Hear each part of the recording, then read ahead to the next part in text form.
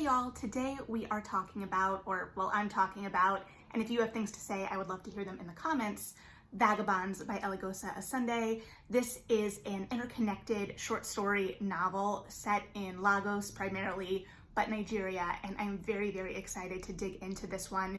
If you liked How High We Go in the Dark, this is definitely going to be up your alley, and I would highly, highly, highly recommend you pick this up. This is, of course, an advanced read copy that I won through a Goodreads giveaway. So this is the form I read it in, and I'm very grateful to have had access to an advanced copy of this one. I have peeked onto some of the reviews on Goodreads, haven't looked at them super in depth. There does seem to be some hit or miss indicated in those reviews. Either the form really, really worked for a reader or it didn't.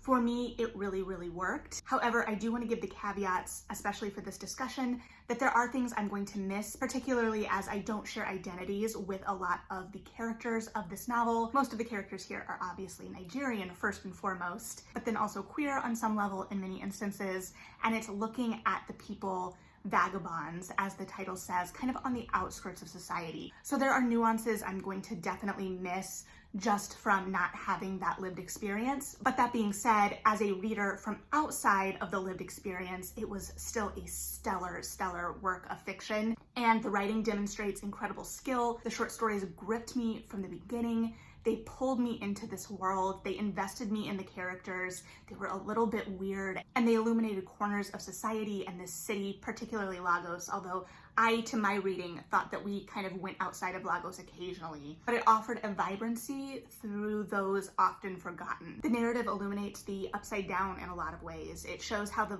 powerful, the rich and powerful, can steal your voice and then demand a pound of flesh on top of that. But then it shows how spirits will champion the underdog, make sure the right book gets in the right hands at the right time.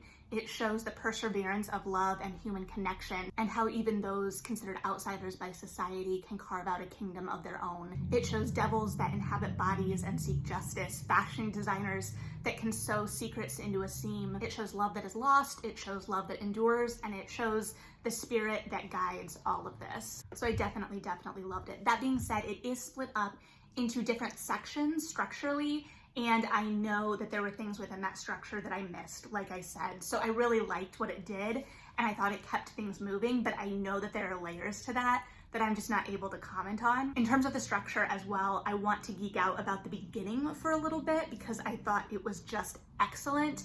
Potential spoilers in this part, as much as there can be spoilers, but I guess if you want to be surprised by the structural ingenuities, maybe you skip ahead slightly. For one though, the book starts out with 3 separate quotes, 2 of them by Toni Morrison, and it was the most impactful use of quotes at the beginning of a book I have seen for a while. It really set the tone and the stage for me in terms of what to expect from this narrative, particularly the Toni Morrison quote that says, "All paradises, all utopias are designed by who is not there, by the people who are not allowed in." So I automatically know that we're going to be looking at the periphery in this. And I mean, I already get that hint from the title, right? But it is setting the scene for me immediately. And that is followed by the definition of vagabond, and it gives multiple definitions. It also gives the definition of gross indecency. And so it uses something as simple as like a dictionary definition and really crafts a space. It is continuing to set the tone and the place of this, and it utilizes language in a really unique way. It'll give the definition, and then on the bottom or at the bottom of what would be perceived as a dictionary entry, it will say, "in other words." And this again sets the stage for what we're going into, because place is a huge character in this, as well as the characters that we meet. We are introduced to the spirits of this city immediately, and that is a reoccurring thread throughout the book. And I can't speak to the spirits themselves as much in terms of having a knowledge of what that is pulling on, but I did find a really interesting juxtaposition in having those spirits and the spirits that are kind of fighting for the vagabonds of the story, or sometimes against, for their own power, but contrasting that against Christian imagery. Particularly the first story opens up with a young man who is told stories from his uncle, and he lives and breathes these stories with a little bit of weird, a little bit of magic, a little bit of mysticism. And then he goes to the city and thinks that his uncle has just spun him these yarns full of bull, and that he has created and lived within this mythology that isn't real and that makes him a fool.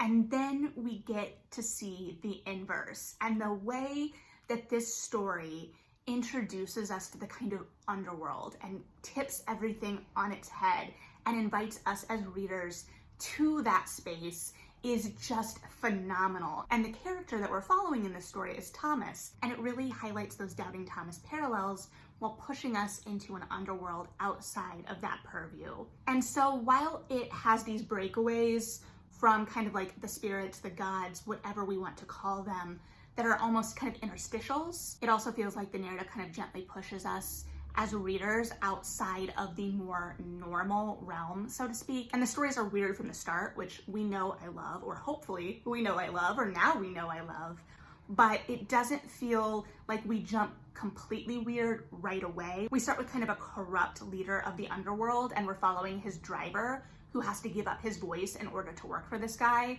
and what that takes from him and what that job steals from him. And then that continues to push us a little bit more into the odd. And so we get a sense of the larger forces pushing things from right away, whether it be the spirits or people who have power through money, you know, in the more traditional sense. And that's a common theme of the stories in this book, is that kind of push-pull in a person and what someone is giving up in order to be true to themselves, or how someone may not be true to themselves in order to have and hold power, and also the different ways power can be held. One of my favorite stories followed a renowned fashion designer who had a VIP wait list, you know, miles long, and clients would have like an hour to spill their soul to her as she designed their garment for whatever event they indicated it was for. And the power that she held in that position and in her notoriety, and also what she held back of herself and how little some people knew of her.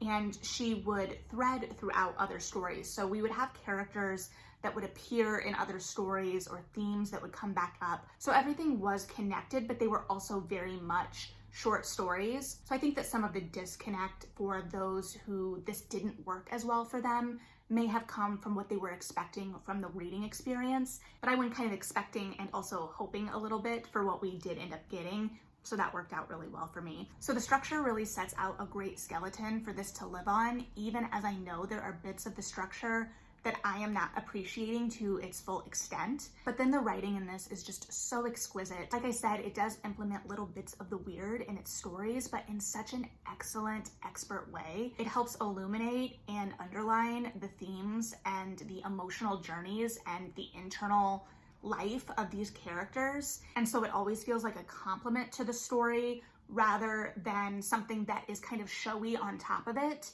And it somehow also makes things more intimate and also never feels like it has to explain itself overly much. For instance, there is a story that follows two women who are in a relationship, and one of the women comes from a very prominent political family. And this woman's father has told her that she can live whatever life she wants to in private, but has requested that she still kind of inhabit her public political persona for her own career and his career as well, I mean inadvertently. And so it talks about like a caste, I can't remember the exact word, so I apologize, but basically this idea that she's kind of zipped up in this suit, this second skin, and when she comes home she can take it off, but how over time that starts to fuse to her and what that means. Or a woman who has no interest in a relationship or a sexual relationship of any kind with someone, but wants a daughter and conjures a daughter from nothing. Or the devil who sees a young girl being mistreated and puts himself into someone who can seek justice for her. So like I said, these elements never feel like they overwhelm the story, but rather they feel like they get at a greater emotional truth for the characters. And these elements almost help our characters be more vulnerable, or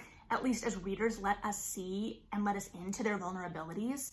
One of the things that I thought was really expertly done, especially later in some of the later stories, was this real insight into, you know, like I said, the public versus the private personas, but the real intimacy of knowing someone and being able to care for someone and what it means to be able to do that and truly be yourself with all masks off. And I will say, in regards to the structure, toward the end, the final story was expertly done. I wasn't sure how we were going to wrap everything up, how you end something like this, and it takes a much different approach to how to end it than something like How High We Go in the Dark, because they're very, very different novels, both interconnected, but in much different ways. And so there is a definite sense of movement to this novel it feels like we are moving around a geographical space. And that makes sense because we are mostly in a vibrant, bustling city, but we are also in the underbelly of that city with people who are a little bit more rootless. And we're getting to see the emotional underbelly of these characters and their vulnerabilities, like I said. But within that movement, in the last kind of section, before we get to that last story, like I said, I did feel like there was a little bit of a slowing to the forward momentum of the narrative.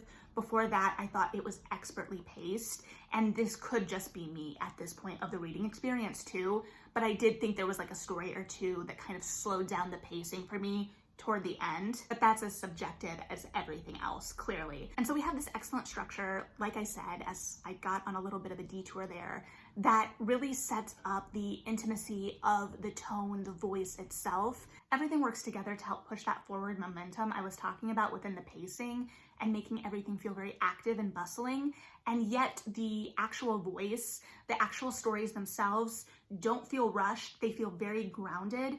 The emotional interior lives of these characters feel very real, and it feels intimate, and the stakes feel incredibly high, even if it's very much an internal emotional journey or struggle. And I think it's just done so well.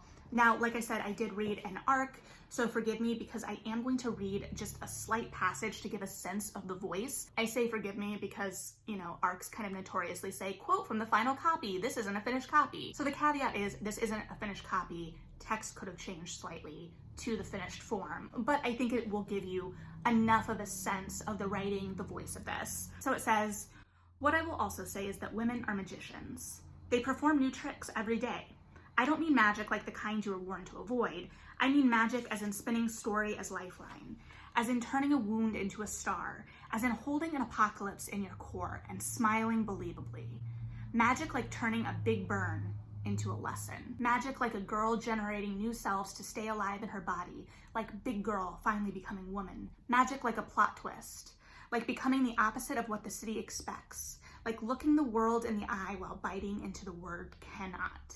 And I stopped mid-paragraph there, so it does go on, but there is a lyricism to that. It's beautiful, and it doesn't feel purple in the prose. It doesn't feel overwrought because it is so intrinsically linked to the emotional journeys of these characters, and we see the outward stoicism of a lot of these people, and then we get this really turbulent emotional underbelly. And a lot of times this turbulence isn't revealed within the characters themselves, but within the odd that comes out of these stories. And like I said, a lot of the stories in this do feature queer characters, explore queer themes, especially because of the political climate of queerness in Nigeria. And again, that's not my place to speak on it, but I think the novel does a great job at exploring that and exploring the tensions of that and the political climate of that and how it has a human cost. And it allows us to see and live in that humanity, and it gives that humanity a spark and a brightness and a fight, even as we're exploring the underbelly, the outskirts, the alleyways of this place. So I thought this was really stunning. If you've read this,